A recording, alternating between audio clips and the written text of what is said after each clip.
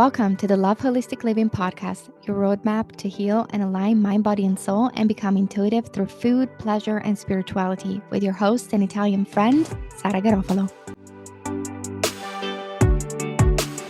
Welcome back. This is season 2. I'm so excited to be here. This is going to be the most fun season in the Love Holistic Living journey here so far, because I'm really, really excited. It's going to be all about spirituality and personal development, and I'm going to share with you everything that I've experienced, every tool I've tried to reconnect with myself, to find a greater purpose, to find more connection with my higher self, the universe, and what worked, what didn't work, what I recommend, what I don't recommend, what spiritual bypasses, what past lives are, and things like that. I am literally obsessed about spirituality. And if you are too, welcome to season 2. In this episode, we're going to be talking about the 10 signs of why you're an empath. And if you don't know this yet, then make sure that you stick around, because this information completely transformed my life when I had my second spiritual awakening journey. I'm also going to share with you in the next episode what a spiritual awakening journey is. So stay tuned, because you may be going through it right now and you don't even realize that you're going through it. But before going into it, let me just give you a backup story, because I was born and raised in Italy. And even though I have a very passionate and fiery personality that was nurtured literally through food, through the culture, but also the way my parents really raised me was to be this goal-driven, passionate woman. Like, I was always pushed, but I also had so much fun into playing different sports, into music, into singing, into playing guitar, into many activities and experiences. But at the same time, I was shy. So I was very ambitious, but towards myself. And I was also a people pleaser. So there were different things like opposite that were inside of me living in the same body. And I always felt like there was something wrong with me, because I was and ended up being a type A kind of woman. Like, I need control.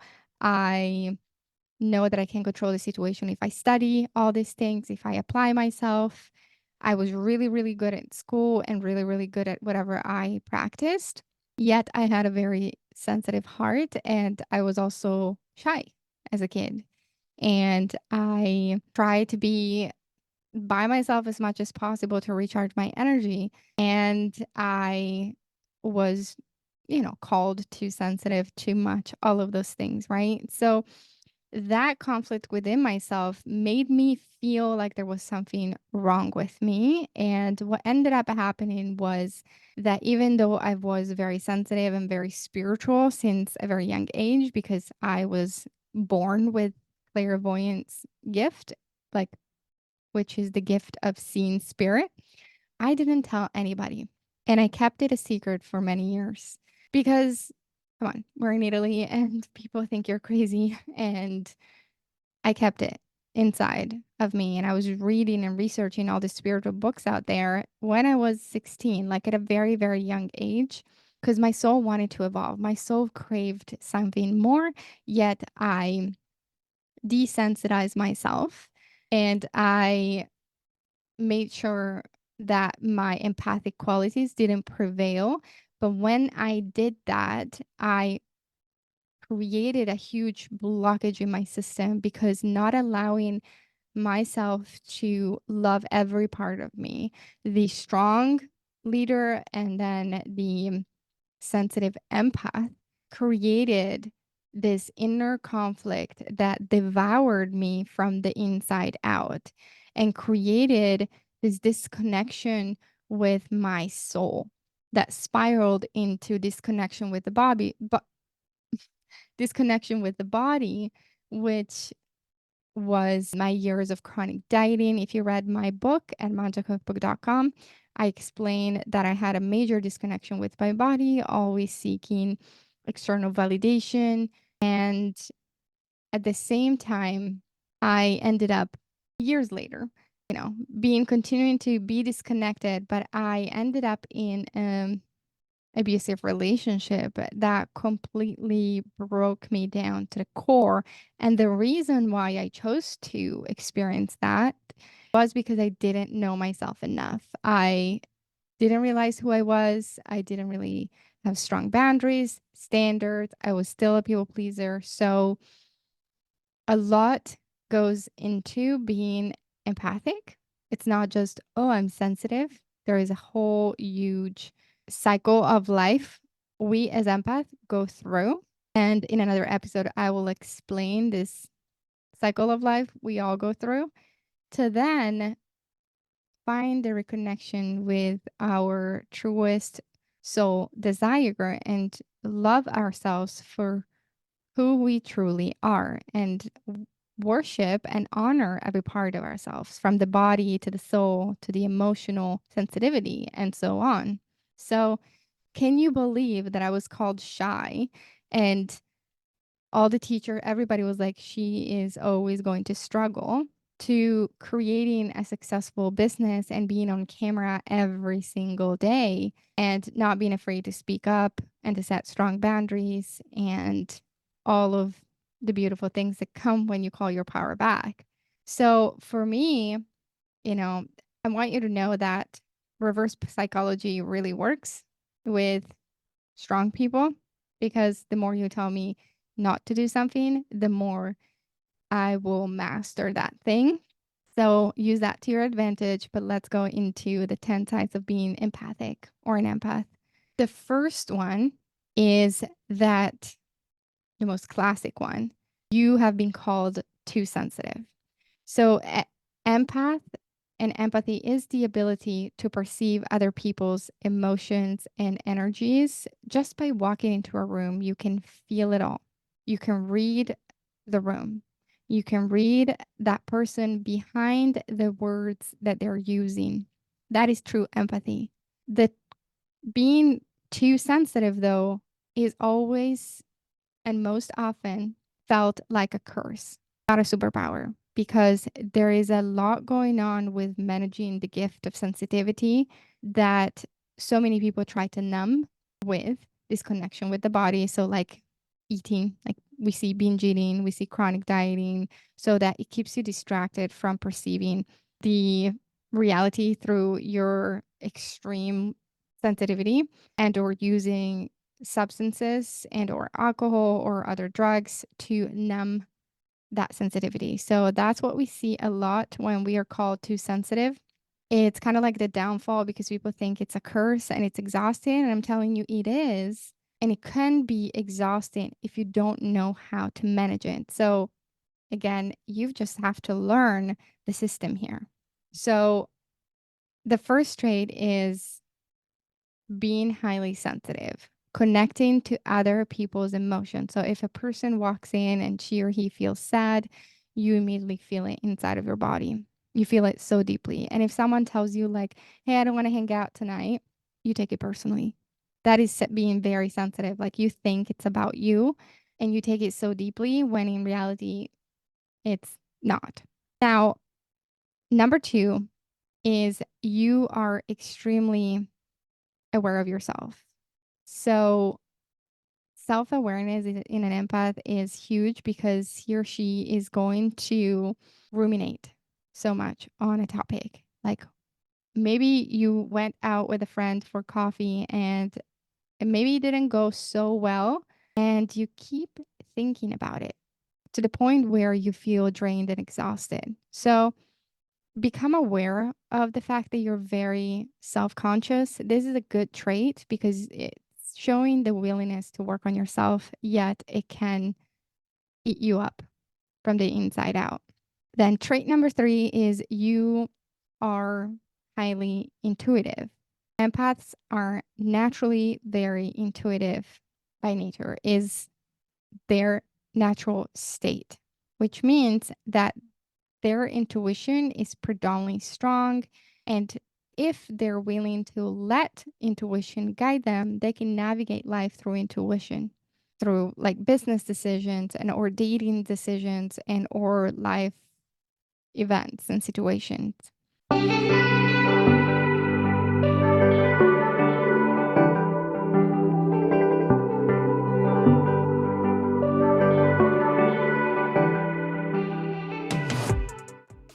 Elevate your wellness with the blue-green algae superfood. A big thank you to one of our favorite sponsor, Salus Health, which is the reason why I feel so vibrant and healthy with boundless energy today. This blue-green algae superfood is packed with nutrients and antioxidant, which has been a game changer for my well-being, and it will be for yours. It will help you boost your immunity, increase energy levels.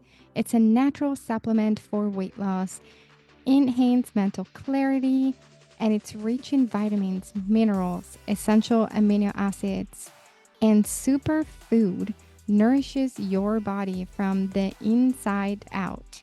Don't forget to visit saluz.io, saluz.io. Again, saluz.io. And don't forget to use the code LOVEHOLISTIC to receive your initial 20% off your order and embrace the goodness, embrace life.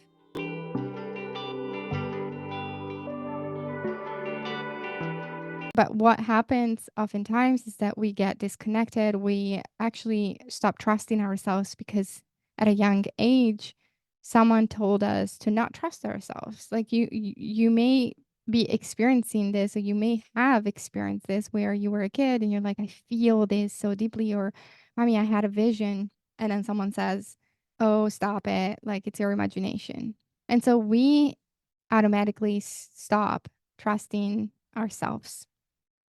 Now, you may not remember when the disconnection happened, but I can assure you through all of the healing sessions that I perform in weeks and months and years, that is what's happening. And we want to reconnect at the same time. We want you to reconnect with your higher self and your intuitive gifts because you naturally have them.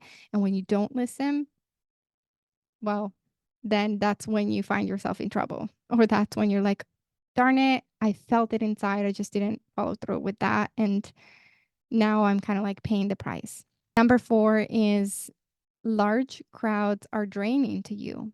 And I didn't understand this at first. Why, when I went to a shopping mall or when I went to a concert or when I was always surrounded by people, I felt so drained afterwards and I was so damn tired.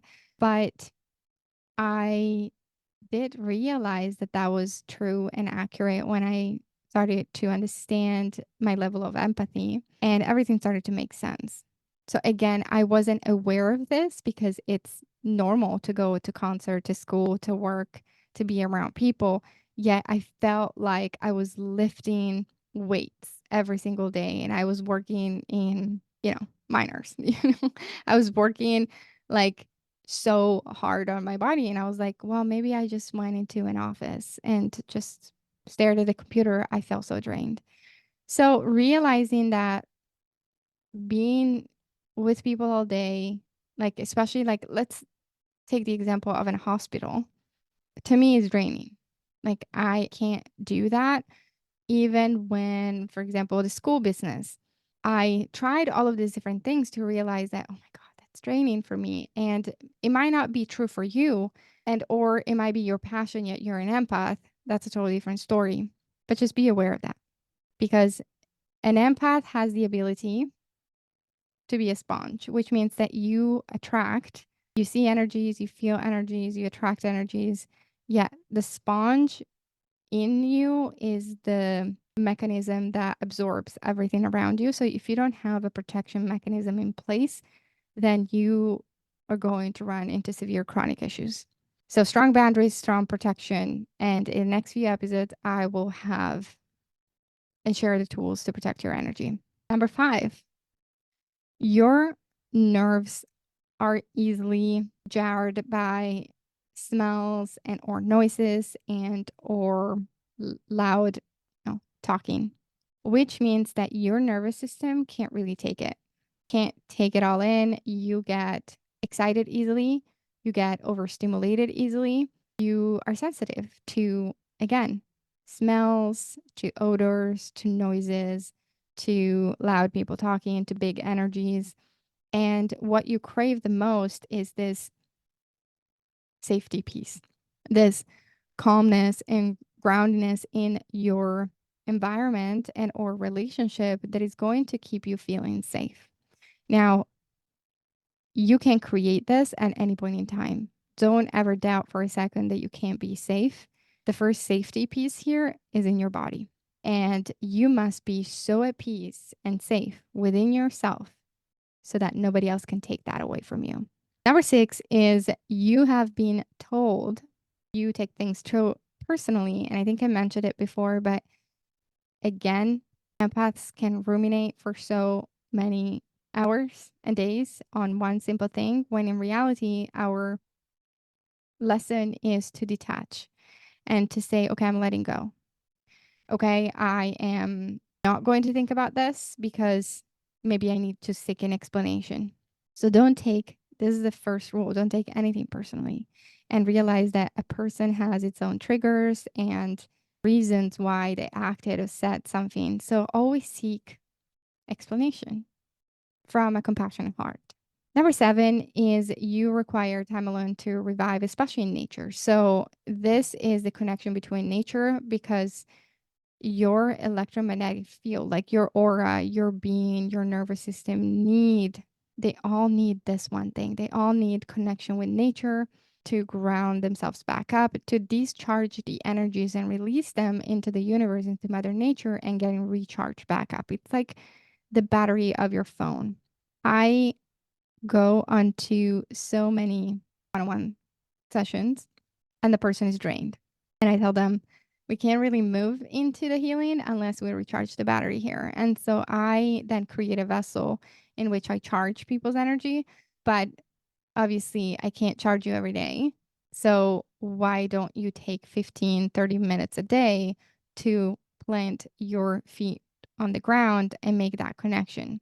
A lot of the times I hear the story of a potential client or a client, and they say, well, when I was younger, I used to work and live on a farm and I was good, because that is your element. You were connected to nature every single day.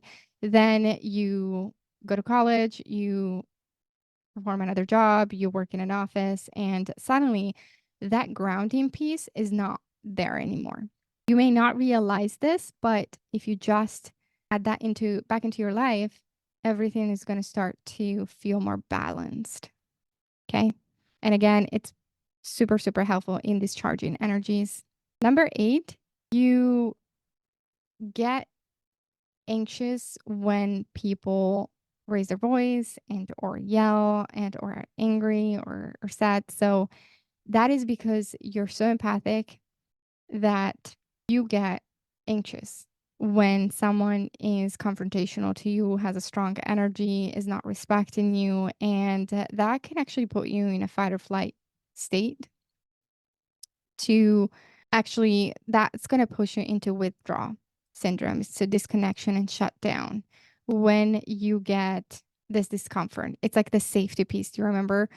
It's when someone has a strong energy and or is not respecting and or yelling, then you get into shutdown mode. It's the overstimulation of your nervous system that is absolutely crucial for you to master, because otherwise you can just go on empaths overload, empaths exhaustion every single week. And that's not healthy, because then it's going to manifest into the physical and you're going to see a chronic health issues showing up. And believe me when I tell you that I've watched my Italian mom suffer from chronic issues way before I was born and then after, because of this reason. And she never took the empathy so seriously. It's not part of her path to go beyond the 3D world, the consciousness that she was born with. So it's okay. But I've watched that happen under my eyes, and I realized that in order to up level, I needed to become more self-aware, learn to protect my energies, learning to create safety, and all of those beautiful things. Another thing, number 9, is you always plan an exit. So because you get very overwhelmed, you may say yes to everything. So people pleasing. which is actually trait number 10. But because of this, you try to escape when you feel completely overwhelmed, like your smooth exit in overwhelming sensation and overwhelming situations, social situations. So sometimes you may have been hearing people calling you you're socially awkward. Well, let me tell you this, you may be, but there is a reason why. And don't ever let people tell you who you are and what you should do unless they understand the level of empathy. And again, unfortunately, there are only 20% of empaths out in the world. So the majority of people, so the 80% of the population, will not be able to understand you, period. So that is your choice.